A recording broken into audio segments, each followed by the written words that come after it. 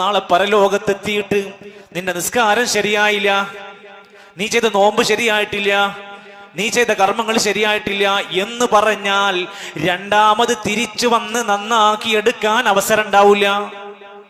ഈ വിചാരണ, ഈ ജയപരാജയം നമ്മൾ എപ്പോഴെങ്കിലും വായിച്ചിട്ടുണ്ടോ? അതുകൊണ്ട് ചില മനുഷ്യരൊക്കെ മരിക്കുന്ന സമയത്ത് വരെ കെഞ്ചി നോക്കും. ഹത്താ ഇദാ ജാഅ അഹദഹുമുൽ മൗത്ത് ഖാല റബ്ബി ഇർജിഊൻ. മരണം വരുമ്പോ ചില മനുഷ്യർ അടുത്തെത്തി കഴിയുമ്പോ പറയും, എത്ര റബ്ബേ, ജീവിതത്തിലേക്ക് എന്നെ ഒന്ന് മടക്കി തരുമോ? എന്തിനാന്നറിയോ?